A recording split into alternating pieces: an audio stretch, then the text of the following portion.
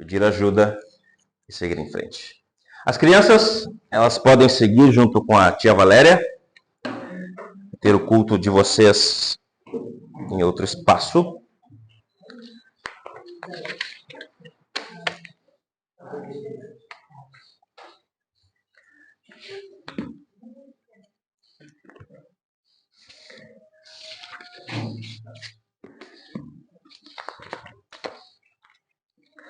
Nós estamos estudando sobre, esse mês eu separei para estudarmos sobre a importância da igreja local, tá? A importância de sermos um corpo e do porquê que Deus, ele instituiu a igreja para que isso acontecesse. Na semana passada nós vimos o texto de Mateus capítulo 16, onde nós vimos o fundamento da igreja, né? Aonde a igreja, a instituição está fundada, e ela está fundada em Jesus Cristo, na verdade que Jesus Cristo é o Filho de Deus e que só Ele pode dar salvação, ok? Se você não esteve aqui, você pode abrir a sua Bíblia, quando chegar em casa, em Mateus capítulo 16, e ver ali a partir do versículo 16, Pedro ali dizendo para o Senhor, afirmando que Ele era o Filho de Deus. Então, a partir disso, Jesus, ele promete que a partir dessa verdade, ele fundaria a igreja dele. Ok? E hoje nós vamos ver sobre a prática da igreja. O que a igreja fazia ou o que a igreja precisa fazer para ser igreja, para ser corpo de Cristo verdadeiramente. Então eu quero que vocês abram para Atos capítulo 2. Atos capítulo 2, e nós vamos ler a partir do versículo 42. Atos capítulo 2.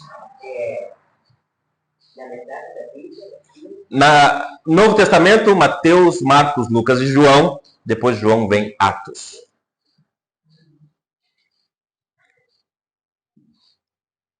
Acharam? Vocês podem ajudar o colega do lado a encontrar.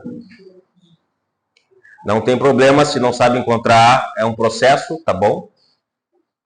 Todos nós levamos um bom tempo para aprender a Bíblia no seu devido lugar. Não se assustem, não tem pressa, ok? Sem constrangimento. Atos capítulo 2.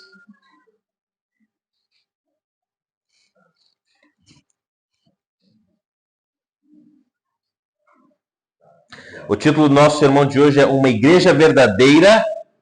Uma igreja verdadeira é dedicada a Deus, unida no amor e usada para transformar o mundo. Atos capítulo 2, a partir do versículo 42, diz assim: E perseveravam na doutrina dos apóstolos, e na comunhão, no partir do pão e nas orações. Em cada alma havia temor, e muitos prodígios e sinais eram feitos por meio dos apóstolos. Todos os que criam estavam juntos e tinham tudo em comum. Vendiam as suas propriedades e bens, distribuindo o produto entre todos à medida que alguém tinha necessidade. Diariamente perseveravam unânimes no templo, partiam pão de casa em casa e tomavam suas refeições com alegria e singeleza de coração, louvando a Deus e contando com a simpatia de todo o povo. Enquanto isso, o Senhor lhes acrescentava dia a dia os que iam sendo salvos.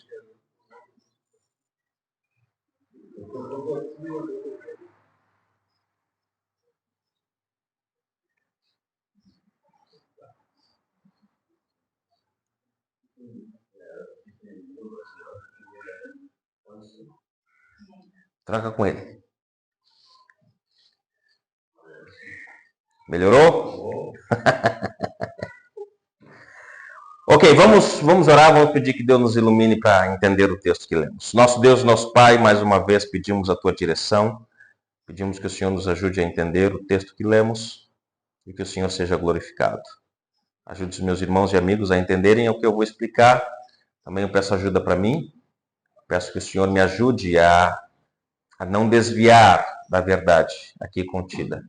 Esconda atrás da cruz atrás de Jesus, que ele seja o centro do nosso tempo de hoje. Pedimos isso em nome de Jesus. Amém. Bom, então nesse texto, Lucas ele vai nos descrever o desenvolvimento da primeira igreja local. Esta igreja é a primeira igreja local que existiu, a primeira igreja local que nasceu. Okay? Ele vai descrever uma igreja recém-nascida, que possuía um grau de devoção e de comprometimento com Deus. Ou seja, essa igreja recém-nascida tinha um alto grau de comprometimento com Deus. Obviamente que na sua inauguração era cheio de pompa, né? Assim como, por exemplo, quando você vê alguma inauguração de alguma loja, tem uma festa, há uma recepção, há uma pompa ali, balões, tudo é uma inauguração. Só que essa inauguração ela não perdura por todo o tempo que a loja ou alguma coisa fica aberta, certo? Tem a inauguração e depois segue-se normal. Coisas que aconteceram nessa inauguração não perduram enquanto a loja ou como outra coisa, enquanto tem a sua vida ali vamos dizer assim, de utilidade ou de serviço, acontece. Da mesma forma, a igreja, quando ela foi inaugurada, ela tem as suas pompas, ela tem as suas coisas que aconteceram lá, mas que não acontecem hoje aqui. Mas dá para nós tirarmos algumas lições práticas para a nossa igreja. Okay? Existem coisas ali que Lucas está descrevendo que é importante vermos para tentarmos colocar em nossa igreja ou praticar em nossa igreja, de forma que ela não seja uma igreja perfeita, mas que se chegue o máximo perto dessa igreja ideal que Lucas está nos escrevendo aqui. Era uma igreja composta de pessoas imperfeitas, ou seja, ninguém ali era perfeito, ninguém ali era bonzinho de coração, ninguém ali havia nascido sem pecado, eram pessoas que haviam crido em Jesus. Eram pessoas que haviam feito a mesma declaração de Pedro, lá em Mateus 16:16. O Senhor é o Cristo, Filho de Deus. Quando eles faziam essa declaração crendo que Jesus era o Filho de Deus, então eles eram inseridos no corpo de Cristo, ou na igreja. E aqui eu quero deixar uma coisa clara, igreja não é o prédio, não são as paredes, igreja são as pessoas. Então, por exemplo, nós como igreja podemos nos reunir na sala do pastor Leandro. Ou nós como igreja podemos nos reunir lá na praça ali do quartel. Ou nós podemos nos reunir debaixo de um angico. Ou seja, a igreja ela pode se reunir em vários locais. Continua sendo igreja. As paredes não definem quem é a igreja. A igreja são pessoas. Se nós não tivéssemos esse espaço aqui, nós poderíamos nos reunir em qualquer espaço. Continuaríamos sendo igreja, ok? Então, essas pessoas haviam acreditado em Jesus como seu Senhor e agora estavam vivendo uma nova realidade. Estavam vivendo uma nova vida. Estão vivendo algo que antes de Jesus não haviam vivido antes. Talvez alguma coisa semelhante, mas não como estavam vivendo aqui nesse momento. Era uma vida devotada a Deus, era uma vida comprometida com os valores que Cristo ensinou. Eles eram comprometidos com a comunidade, com as pessoas em si. E tudo isso mostrava a dedicação que eles tinham e o amor que eles tinham por Deus. O amor que eles tinham por Deus e por Jesus fazia com que eles se comportassem dessa forma. Ao declarar que Jesus era o Cristo, Filho de Deus, essas pessoas estavam confessando uma verdade fundamental que mudou a vida delas. A salvação só vem por meio de Jesus. Que a renovação de uma vida só vem por meio de Jesus. Que a transformação de mente, de coração e de atitude só vem por meio de reconhecer Jesus como Senhor. É como nós estávamos conversando mais cedo. Porque a pessoa faz isso e vai na igreja. Na verdade, a pessoa, ela não muda só por estar indo numa igreja, se não houver mudança de coração, se não houver mudança de mente. Pode fazer isso e ir na igreja. Pode ir na igreja e continuar fazendo a mesma coisa que fazia na vida antiga antes de ir para a igreja. Se não houver mudança de coração, se não houver mudança de mente, ir na igreja não vai significar nada. Vai ser só alguém que visita ou que frequenta uma igreja, mas o seu coração, a sua mente ainda não foram mudadas. Para existir transformação, Jesus precisa transformar o coração e a mente das pessoas. E é isso que essas pessoas estão vivenciando agora nessa nova fase da vida delas com Jesus. Então, o que nós podemos aprender para que nos aproximemos o máximo possível dessa igreja ideal? Lucas ele vai nos escrever para nos mostrar alguns aspectos ou algumas coisas práticas para que nós nos assemelhemos mais com esta igreja do texto de Lucas. O capítulo 2, só para que vocês tenham um contexto do que nós lemos, o capítulo 2 de Atos descreve o início da igreja, ok? Mostra o início daquilo que Jesus havia dito lá para Pedro, e as portas do inferno não prevalecerão contra a igreja. O Espírito Santo vem sobre os discípulos no dia do Pentecostes, e esse evento, esse momento é marcado por esta descida do Espírito Santo, onde todos começam a falar em outros idiomas. Na sua Bíblia, você vai ler, e falavam em outras línguas. Essas línguas não são línguas estranhas, não eram línguas que não podiam se entender, mas são línguas de idiomas. Se tu continuar a leitura a partir do capítulo 2 e ler direitinho, prestando atenção, tu vai ver que tem várias nacionalidades ali em volta daquele momento. Tem fenícios, tem persas, tem gregos, tem romanos, tem palestinos, tem uma infinidade de nações ali, e todos estão ouvindo na sua própria língua materna. Obviamente, todos utilizavam o grego naquela época, porque o grego era a língua universal, como, por exemplo, hoje o inglês é a língua universal. Mas lá naquela época, o grego era a língua universal, porque Roma é o império que dominava. Então, todos falavam grego. No entanto, todos tinham a sua língua materna. Como, por exemplo, se eu aprendo a falar inglês, ok, eu posso sair pelo mundo afora e falar inglês e me comunicar com vários países. Mas qual é a minha língua materna? É o português. Então, naquele momento, quando o Espírito Santo vem e todos começam a se ouvir, a falar na sua mesma língua, é porque o Espírito Santo fez com que todos se ouvissem na sua língua materna. Então, o fenício estava escutando um grego falando na sua língua fenícia. E vice-versa. É como se, por exemplo, lá tivesse africanos, indianos, brasileiros, japoneses. E aí o Espírito Santo vem para inaugurar a igreja e o africano consegue escutar o japonês falando em africano.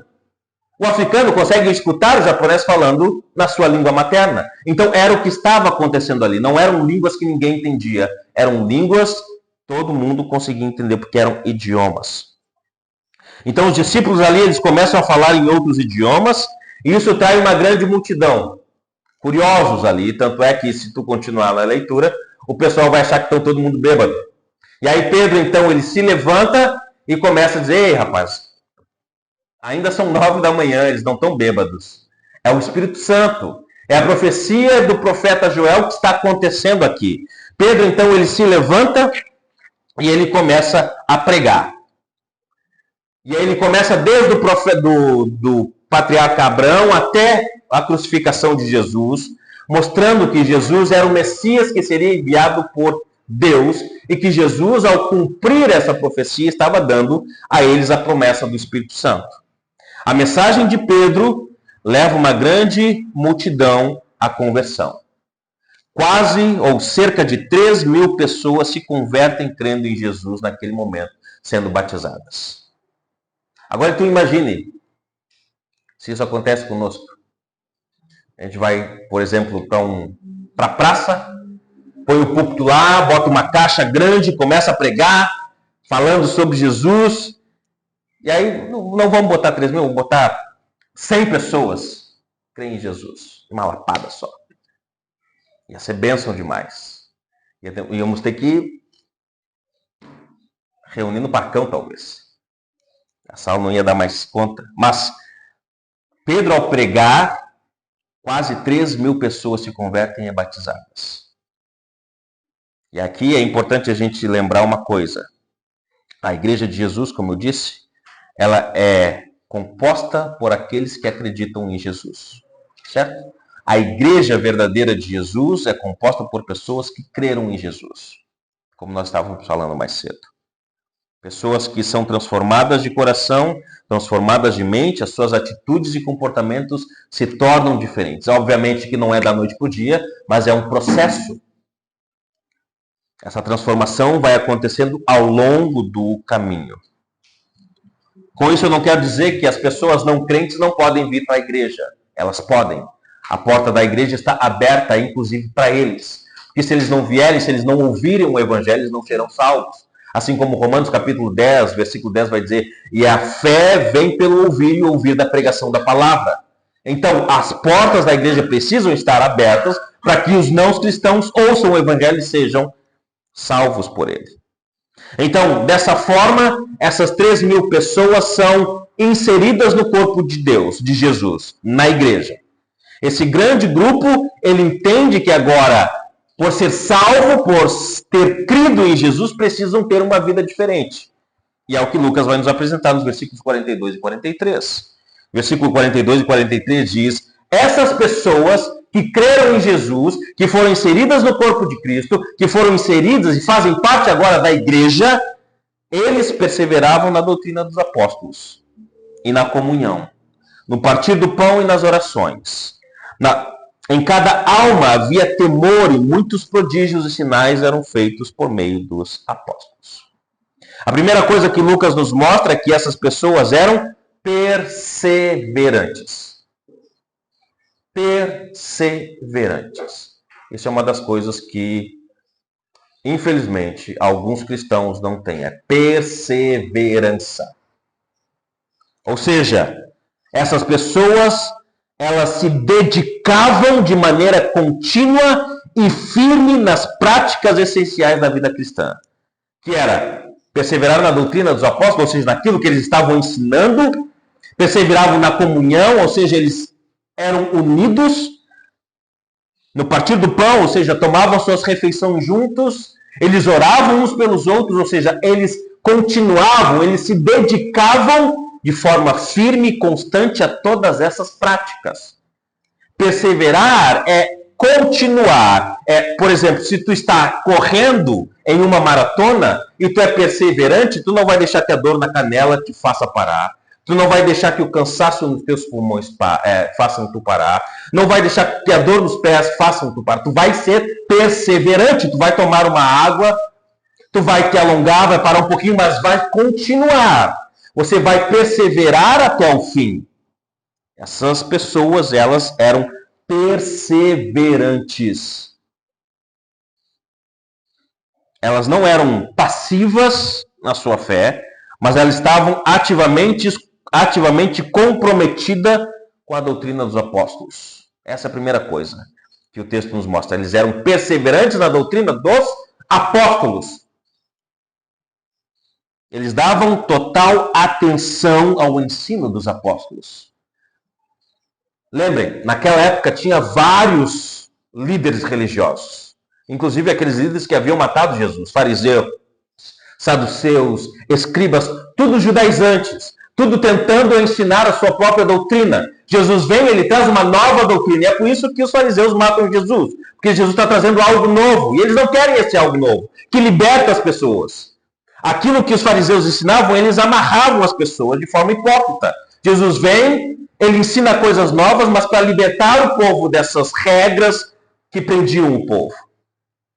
Os apóstolos, depois que Jesus partiu novamente para o céu, continuam ensinando as mesmas coisas. E é nessas coisas que as pessoas estão perseverando. Aqueles homens que viveram com Jesus por mais de 3 anos, vendo, ouvindo, testemunhando todas as formas de ensinamento de Jesus, esses homens estão, então, altamente qualificados para ensinar aquele povo. Eles foram ensinados pelo próprio Filho de Deus. E eles estavam levando consigo todo aquele legado que Jesus havia ensinado para eles. Então, essas pessoas, esses novos cristãos, estavam diariamente aos pés dos discípulos de Jesus, ansiosos para receberem instruções sobre o reino, sobre Jesus, sobre ter uma vida nova. E era nisso que eles perseveravam. Rapaz, os apóstolos estão lá, vamos atrás deles. Nós queremos aprender mais, nós queremos saber mais, nós queremos ser nutridos espiritualmente, nós queremos entender mais, ouvir mais, saber mais, para que nós cresçamos em maturidade espiritual.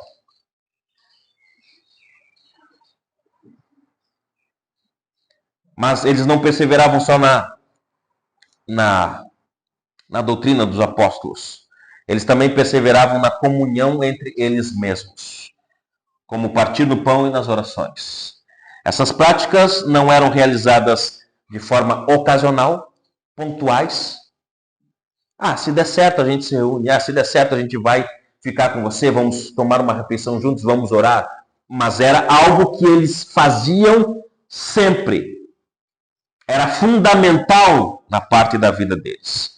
Além dessa dedicação ao ensino da doutrina dos apóstolos, os novos convertidos eles perseveravam na comunhão entre eles mesmos.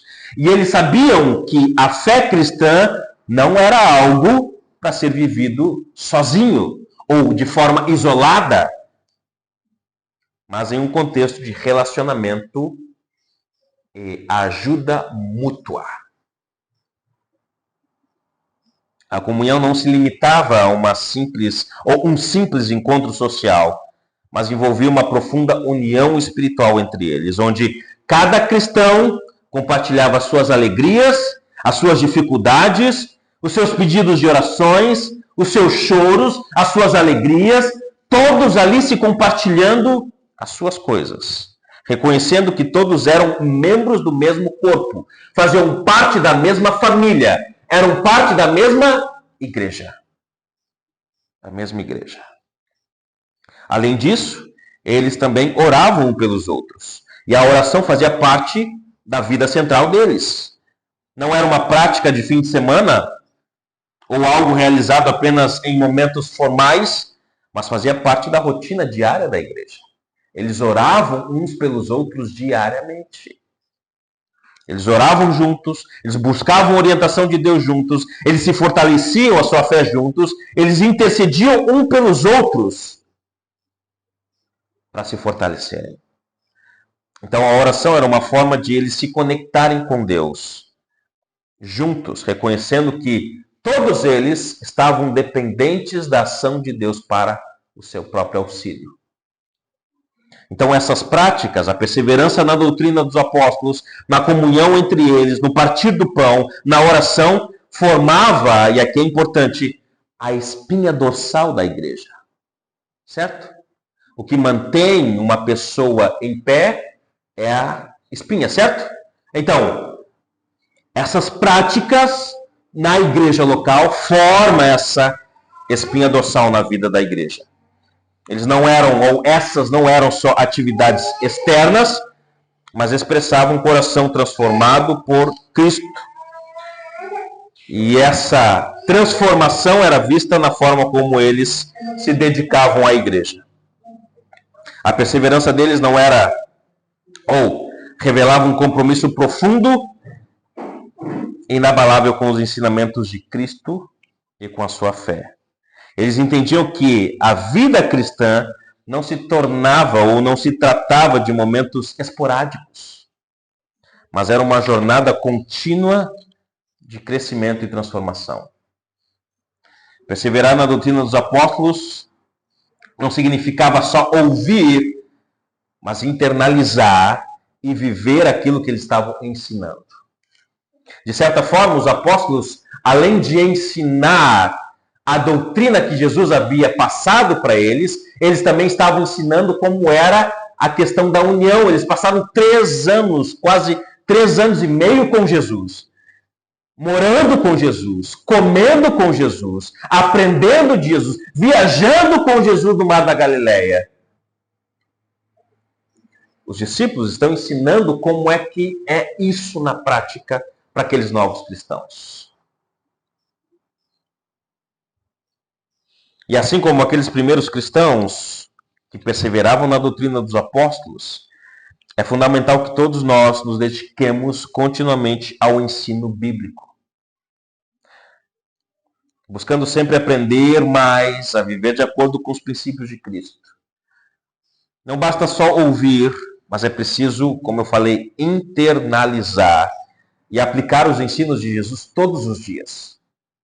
Ok, eu estou ouvindo, eu vou para os cultos, eu vou para os estudos bíblicos, e eu ouço, eu faço perguntas, eu comento aquilo que eu estou ouvindo. Mas se tudo aquilo ali não fizer parte de você, não haverá mudança. Você só será um ouvinte. Você será alguém que só escuta de forma passiva. É como se você escutasse no ouvido e saísse pelo outro, porque não desce para o coração. Você não vive aquilo que você está aprendendo, você não vive aquilo que você está escutando. Então é como se fosse algo que entra no ouvido e sai no outro. Porque não faz sentido, não é que não faça sentido, pode até fazer sentido, mas não faz com que você seja transformado. Isso significa perseverar na doutrina dos apóstolos. Significa ouvir os ensinamentos de Deus e praticar os ensinamentos de Deus ou de Jesus. Não é só ouvir, porque qualquer ameaça de perseguição, qualquer ameaça de exclusão, qualquer ameaça de eu ser, por exemplo, excluído do meu meio social, de ser deixado de lá, ou ser taxado como crente ou caretão, ou seja, o que for, será um obstáculo para eu continuar. Será um obstáculo para eu continuar perseverando. Será um obstáculo para eu dizer, não, eu não quero mais porque eu estou perdendo talvez a minha posição social, estou perdendo os meus amigos, eu estou perdendo aquele status que eu tinha diante da sociedade, porque eu estou começando a viver diferente. Não, então eu não quero mais. Toda e qualquer ameaça pode ser um tropeço para você parar de continuar perseverando. É por isso que ela deve ser escutada, a palavra de Deus, e internalizada. Para que nada, nenhum perigo possa tirar isso do nosso coração e fazer com que nós paremos. Mas também a comunhão dos irmãos, entre os irmãos ali, também é um ensinamento importante para nós. Essa comunhão ela não se limita a momentos formais de encontro, como por exemplo, só os domingos. Mas ela deve estar presente em cada aspecto da nossa vida. Nós, vocês que são cristãos, vocês são chamados para viver uma vida de compartilhamento. Como assim compartilhamento? Compartilhar a sua vida com os outros irmãos. Você é chamado a se envolver no cuidado mútuo. Você é chamado a apoiar, a orar, a investir a sua vida em prol do seu irmão. Isso significa dedicar tempo para estar com seus irmãos. Significa dedicar tempo para orar com seus irmãos. Significa dedicar tempo para servir os seus irmãos. Isso significa dizer que você precisa refletir no amor de Cristo por você e aí multiplicar esse amor para os outros. Nós precisamos criar e fortalecer os nossos laços. Não ficar só um em cada canto, mas é fortalecer os nossos laços familiares. Nós, depois que cremos em Jesus, nós ganhamos uma segunda família, a família de Cristo. A própria palavra nos diz que quando nós cremos, nós somos adotados, certo? Nós somos feitos filhos de Deus. Então, se somos filhos de Deus, nós fazemos parte da família de Deus, onde Jesus é o irmão mais velho. Então, todos aqueles que acreditam em Jesus fazem parte da mesma família, ou seja, nós ganhamos, nós somos inseridos em uma outra família. Não é só mais a família de sangue que importa, mas a família de Cristo também importa agora. Eu preciso me dedicar a esta família da mesma forma como me dedico à minha família de sangue. Devemos nos fortalecer uns aos outros. Devemos praticar a hospitalidade, devemos praticar a unidade como expressão da nossa comunhão com Cristo. Sendo uma igreja que se reúne não apenas no domingo, debaixo do teto, mas também nas casas uns dos outros, compartilhando refeições, as nossas vidas, as nossas labutas, as nossas lutas, as nossas alegrias. É isso que é a igreja. Essa é a essência da igreja nós estamos lendo aqui no texto de Atos. É uma comunidade que vive para Jesus Cristo. E essa prática de cuidado mútuo, ela não se limita ao que nós vimos até agora. Mas Lucas ele vai nos mostrar que essa forma de unidade cristã vai além apenas de eu saber como é que as pessoas estão. A unidade cristã, a comunhão cristã, ela vai me impulsionar a ajudar as necessidades dos outros, se eu tiver condições, que é o versículo 44 e 45 vai nos dizer. O resultado dessa prontidão dos discípulos ou dos crentes em se manterem unidos gera o versículo 44 e 45, que diz: todos os que criam, ou seja, os salvos, os que foram inseridos na igreja, estavam juntos e tinham tudo em comum. Vendiam as suas propriedades e bens, distribuindo o produto entre todos, à medida que alguém tinha necessidade. Pode até perguntar, pastor, tu quer que eu venda o que eu tenho? Tu quer que eu venda meu carro? Tu quer que eu venda e compartilhe? Não, não é isso. Naquele momento era necessário fazer isso. Hoje não.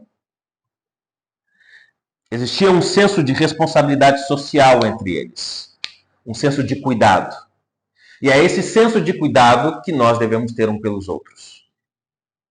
Esse senso de comunidade era profundamente influenciado pelo momento difícil que eles estavam vivendo naquela época.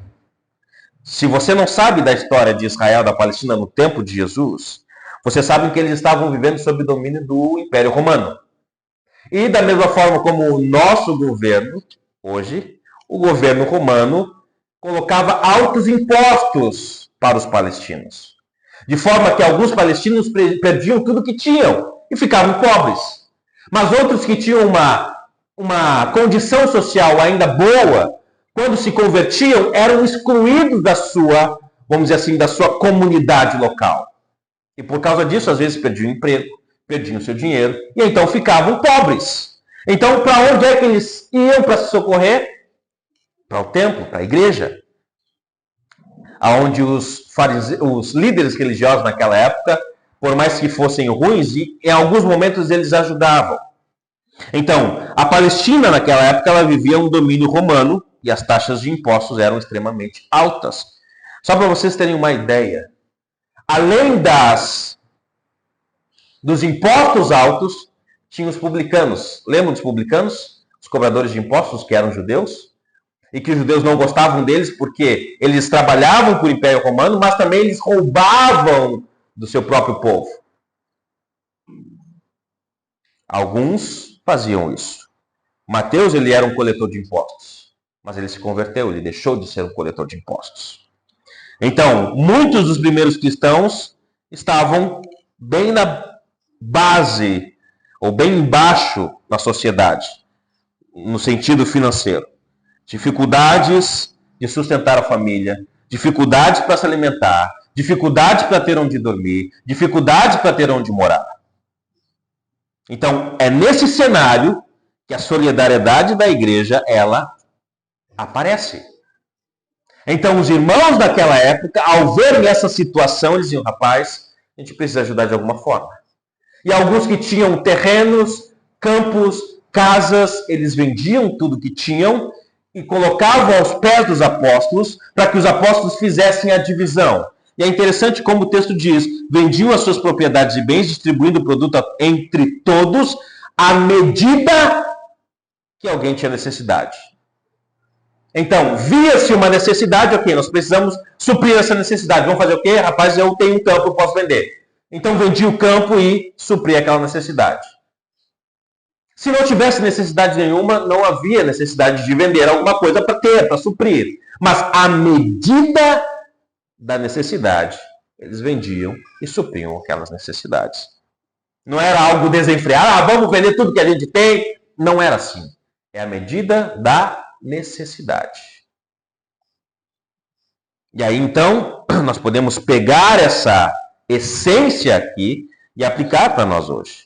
Embora não faça sentido ou não tenha por que mais nós vendermos as nossas coisas, para suprir a necessidade dos outros, sustentar os nossos irmãos, o ensino sobre generosidade, ele continua aparecendo aqui. O que a igreja primitiva nos ensina é que é tão essencial para nós hoje é o desejo de ajudar à medida que aparece uma necessidade. À medida que aparece um imprevisto. À medida que as pessoas estão precisando. É nesse sentido em que a igreja lá vai suprir a necessidade dos seus irmãos. Esse desejo de querer ajudar, esse desejo de ter um compromisso com o bem-estar do outro, deve ser cultivado no coração da igreja. Se eu tenho condições de ajudar, e se aparecer uma necessidade, eu vou ajudar. Porque eu sou cristão. Se aparecer uma necessidade e eu tenho condições de suprir, eu vou suprir aquela necessidade. É esse senso de cuidado mútuo que a igreja deve ter, que nós devemos ter.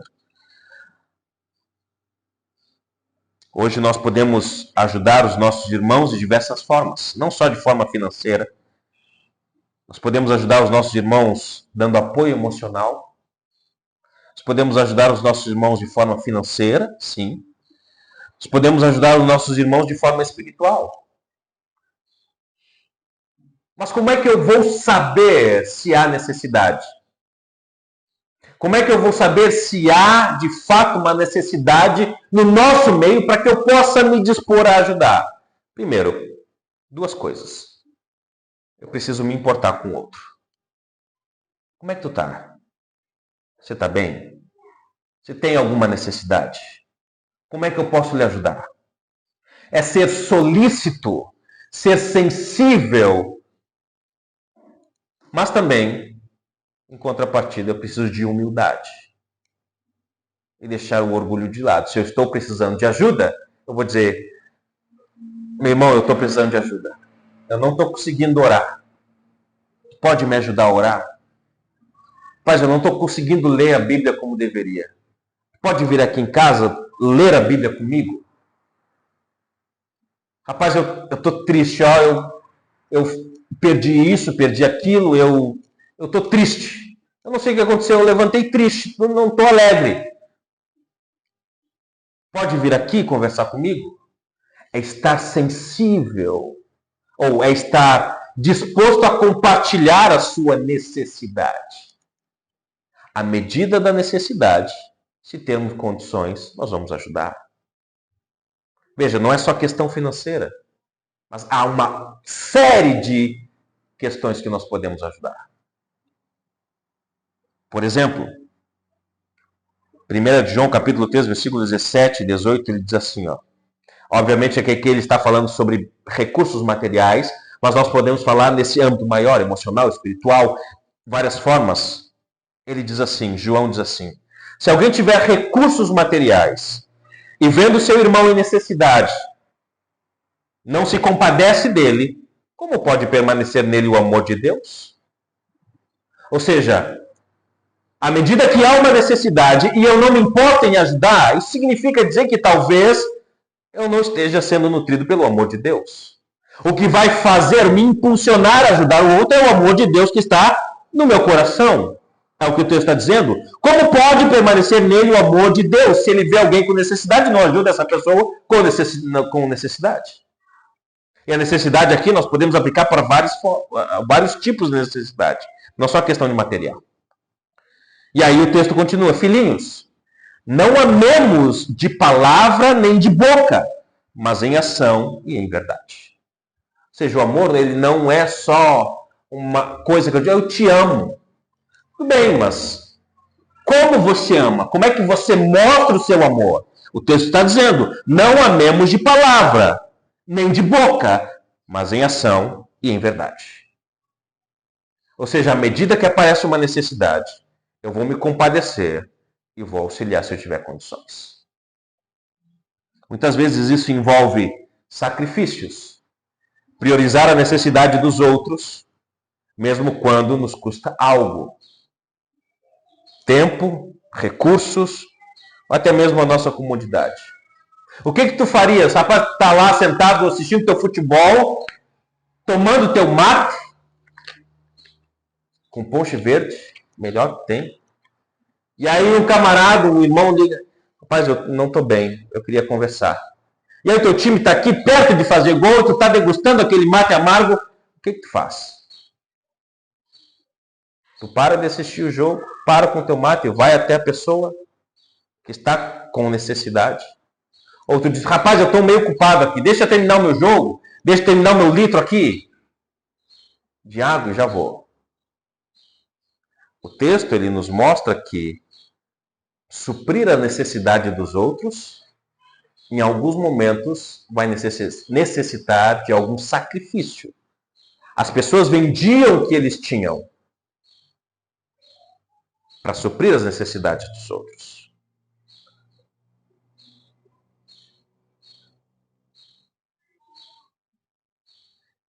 Ser igreja não é só apertar a mão do irmão, dizer, oi, tudo bom, como é que está? Mas é se importar de verdade com as necessidades um do outro. Não se trata apenas de responder a uma necessidade imediata, mas de cultivar um espírito generoso. Um espírito que sempre está disposto a ajudar, sem querer nada em troca. Nada em troca. E toda essa prática de cuidado e generosidade dentro da igreja, ela gera benefícios para a própria comunidade, mas também para a comunidade que está fora da igreja, ou seja, os descrentes. E é isso que o 46 e o 47 vai nos mostrar, caminhando para o final. O versículo 46, ele nos mostra que as reuniões da igreja aconteciam de duas formas. Esse aqui é interessante. Eu gosto muito desse texto porque nos faz, ou nos ensina, que o culto não é só num dia na semana, mas é um culto que acontece sempre. O versículo 46 de Atos 2 diz assim, ó, diariamente, perseveravam unânimes no templo, partiam pão de casa em casa e tomavam suas refeições com alegria e singeleza de coração. É interessante. Se tu olha para o versículo 42, ele está falando a mesma coisa, ele está repetindo a mesma coisa, ou seja, é uma prática constante. Versículo 42 de Atos, ele diz, perseveravam na doutrina dos apóstolos, na comunhão, no partir do pão e nas orações, em cada alma havia temor, muitos prodígios e sinais, ou seja, eles viviam juntos. No 46, Lucas ele enfatiza isso. Ele enfatiza como eles, e explica como eles perseveravam na doutrina dos apóstolos, como é que eles viviam unidos. O texto diz, diariamente perseveravam unidos no templo. Partiam o pão de casa em casa. Tomavam as suas refeições com alegria e singeleza de coração. Quando o texto diz que eles não, ou que eles iam para o templo diariamente, eles não abandonaram a estrutura religiosa naquele momento, totalmente. Obviamente que eles não participavam mais dos sacrifícios, não participavam mais das formas religiosas ali do templo, mas o que eles faziam era, eles iam para o templo para se verem, para participarem do culto do templo onde era lida a Torá, onde era feita orações, onde eram feitas leituras específicas do Antigo Testamento, e eles estavam lá participando desses cultos. Em alguns casos, eles frequentavam o próprio templo para pregar, para orar, e ao mesmo tempo contemplavam essas práticas formais dentro do templo. Então eles se botavam de forma formal, num culto formal, todo mundo unido, ouvindo a palavra, orando um pelos outros, cantando os salmos que se cantavam nos templos naquela época. Mas não era só isso. O texto diz que eles iam também de casa em casa. Além dos cultos no templo, eles se reuniam nas casas para continuarem aprendendo, orando e fazendo refeições juntos. Interessante, o crente sempre está junto para três coisas: para ouvir a palavra, para orar e para comer. Sempre assim. Desde o início, o texto é claro, para aprender da palavra, para orar um pelos outros e para comer juntos. Isso tudo era feito com duas coisas que o texto nos diz. Eles faziam isso com alegria e com singeleza de coração. O que significa essa palavra singeleza? Significa, um sinônimo para singelo, singeleza, significa sinceridade. Ou seja, eles participavam desses encontros com alegria e com sinceridade de coração. Ou seja, eles estavam ali de verdade. Eles se entregavam de verdade. Eles estavam ali porque eles queriam estar ali. Eles estavam ali porque era prazeroso para eles estar ali. Quando chegava o momento, rapaz, vamos para o culto. Rapaz, estão indo tudo lá para casa do irmão. Vamos tudo para casa do irmão. Vamos continuar lá. Era assim a vida daquela igreja. Os encontros eram sempre permeados de louvor a Deus, feitos de coração. Ou seja, as pessoas queriam fazer aquilo. Eu quero fazer isso.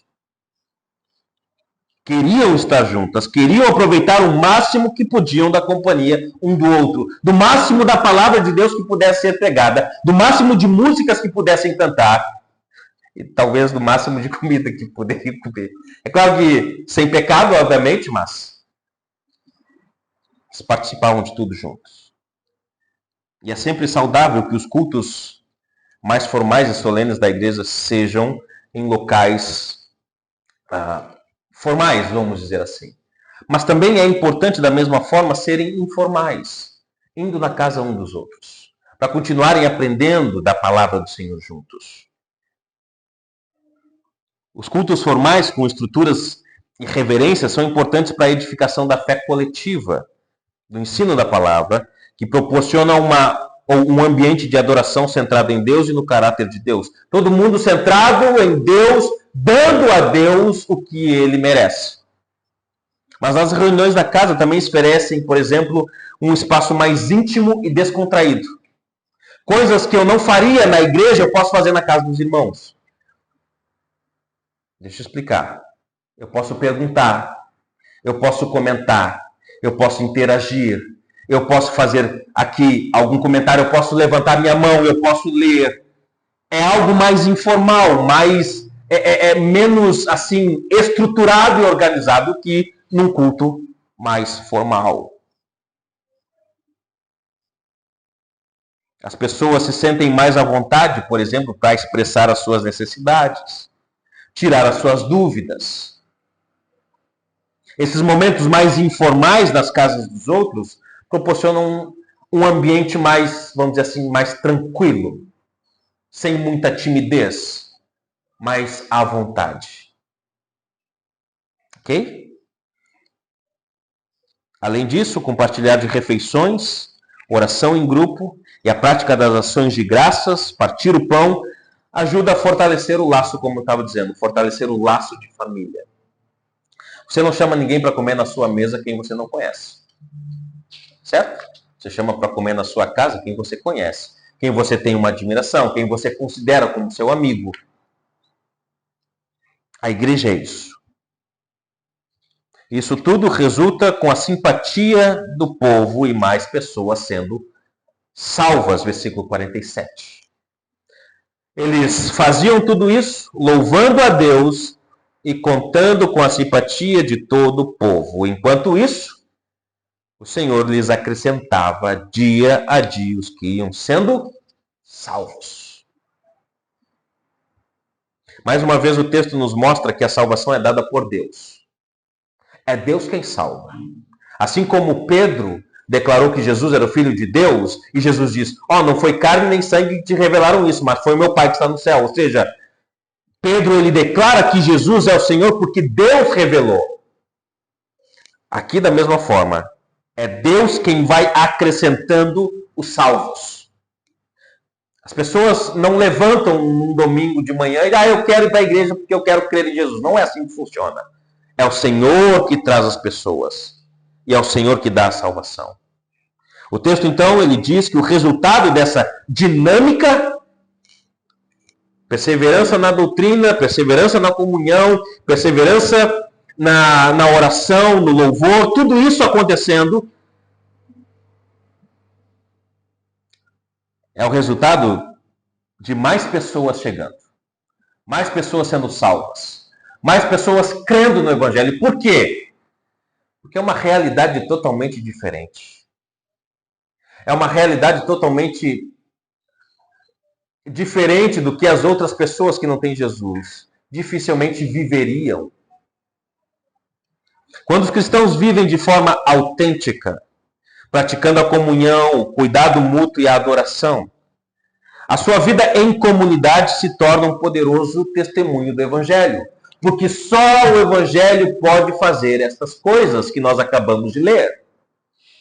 Só Jesus pode aproximar pessoas diferentes, pode aproximar pessoas que não se gostam, pode aproximar pessoas de vários tipos de culturas, mentalidade, de forma de ver o mundo, para serem da mesma família. Para orarem uns pelos outros, para comerem juntos, para ouvirem a palavra juntos, aprenderem juntos. É só o Evangelho que é capaz de fazer essas coisas. Não era apenas o que as pessoas diziam, mas como elas viviam. E viver fala muito daquilo que você diz que acredita para os outros. Concorda comigo? O viver fala muito mais para as pessoas de fora que aquilo que tu fala. Porque tu pode falar uma coisa, mas as pessoas podem ver na tua prática, nas tuas atitudes e comportamento outra coisa diferente. E aí não condiz, não bate. Não, peraí, aquele camarada lá diz uma coisa, mas ele está fazendo outra coisa. Não bate. As pessoas aqui, elas viviam o que ensinavam, o que aprendiam. E é por isso que as pessoas olhavam para elas e diziam, rapaz, esse povo aí é diferente. O texto nos diz que todos eles contavam com a simpatia de todo o povo. É o que o texto está dizendo. Ou seja, o povo olhava para aquela comunidade, rapaz, eu gosto desse povo aí. É um povo diferente. É um povo que vive diferente. É um povo que mostra nas suas práticas aquilo que eles dizem que creem. Eles viam uma comunidade que se importavam com os outros. Uma comunidade que de fato cria em Jesus. Uma comunidade que estava comprometida em adorar a Deus e viver de forma íntegra. Isso causava um impacto na sociedade. A igreja de Jesus Cristo, ela não deve impactar apenas os cristãos. A igreja de Jesus Cristo deve impactar os outros que estão lá fora. Os outros que estão lá fora devem olhar para nós e dizer, rapaz, esse crente aí é diferente. Não é parecido como os outros crentes que eu conheço. Não sei se já ouviu isso. Rapaz, aquele lá diz que é crente, mas faz isso, faz isso, faz isso, faz isso. Aquele lá diz que é crente, mas faz isso, faz isso, faz isso, faz isso. Aquele lá diz que vai na igreja, mas faz isso, isso, isso, isso.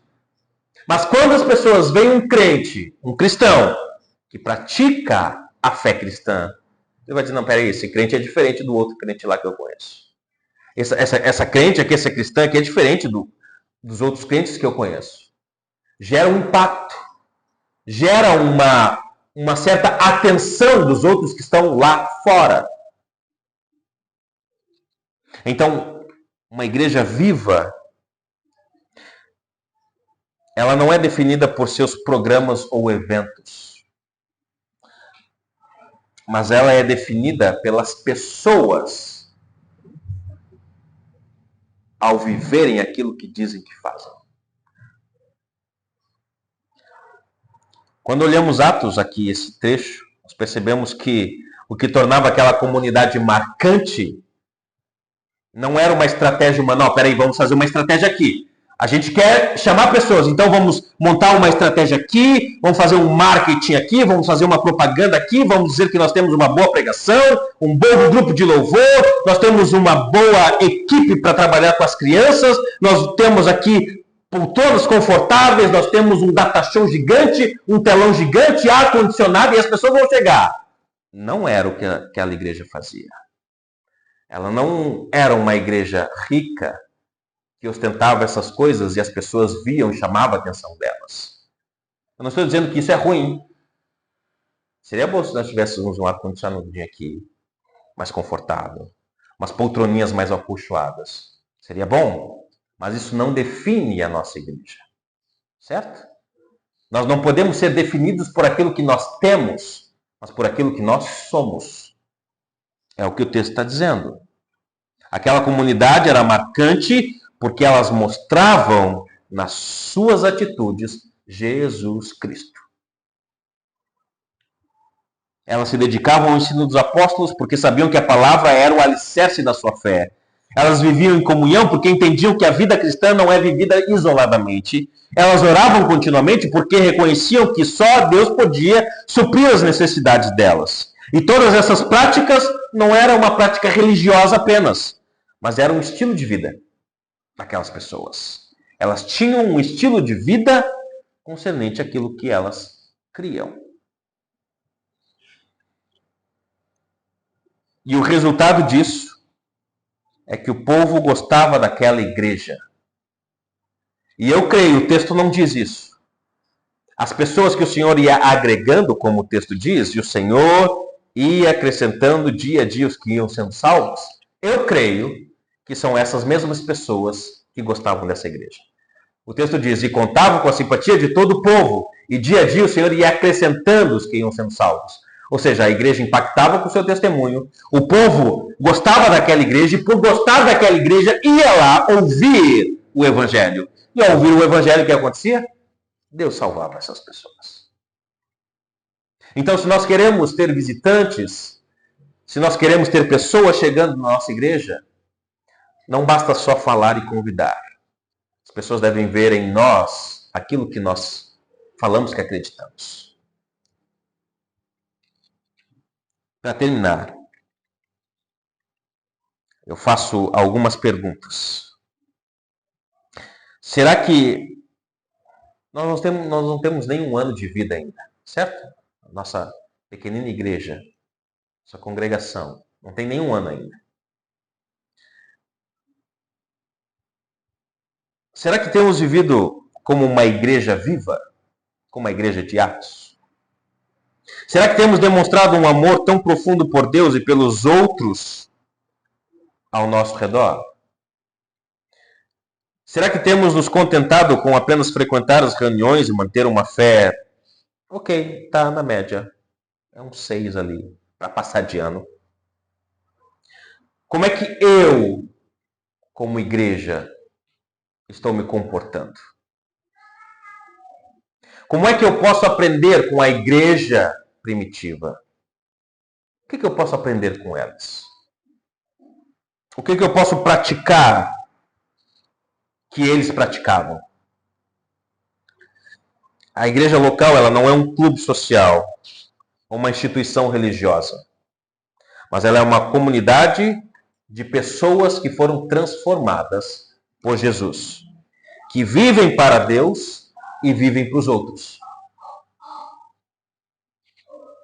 A transformação que Cristo opera em nossas vidas deve ser tão evidente para nós e para os outros ao redor, que os outros precisam perceber essa diferença em nós. Nós não vamos ser perfeitos, ok? Nós vamos pecar. Talvez, em algum momento, nós vamos ofender uns aos outros. Agora, o perdão, o esforço em querer fazer aquilo que Cristo ensinou, deve estar latente no nosso coração. Rapaz, eu pequei, eu vou pedir perdão. Eu vacilei com meu irmão, eu vou pedir perdão. Rapaz, ele vacilou comigo, mas eu vou perdoar. A Bíblia diz que eu preciso perdoar. Nós somos uma família. Eu preciso perdoar. Para que a nossa comunhão se restaure. E vamos juntos, vamos dar as mãos e vamos juntos. Nós somos chamados, como aqueles primeiros cristãos, a viver uma vida devotada a Deus, comprometida com os valores de Cristo e profundamente conectada uns com os outros. Essa é uma verdadeira igreja. Essa é a igreja que Lucas está nos descrevendo aqui. Obviamente, nós não seremos 100% como esta igreja aqui, que é impossível. Mas se chegarmos pelo menos a 80% do que aquela igreja era, eu acredito que Deus vai se agradar de nós. Não só se agradar de nós, mas nós vamos contar com a simpatia dos de fora e Deus vai agregar aqueles que Ele quer salvar. Ok? O meu desejo é que nós sejamos uma igreja como essa igreja aqui. Diferente. A nossa cidade está cheia de igrejas. Cheia de igrejas. Nós somos mais uma. Mas que sejamos mais uma diferente das outras. Certo? Podem até dizer, rapaz, abriu mais uma igreja. Mas ela é diferente. Ela é totalmente diferente daquelas outras que eu conheço. Abriu mais uma igreja. Rapaz, chutaram uma pedra, abriu outra igreja ali na esquina. Sim, mas aquela igreja ali é diferente. É uma igreja totalmente diferente das outras. O meu desejo é que isso aconteça. O meu desejo é que vocês também queiram isso. E que a nossa igreja cresça. Não porque somos bons, melhores do que os outros, não. Mas porque nós somos uma igreja que segue a palavra. Que nos amamos. Que nós estamos sempre sensíveis a cuidar uns dos outros. Sem panelinha, sem diferença. Todos se cuidando uns dos outros. Como está?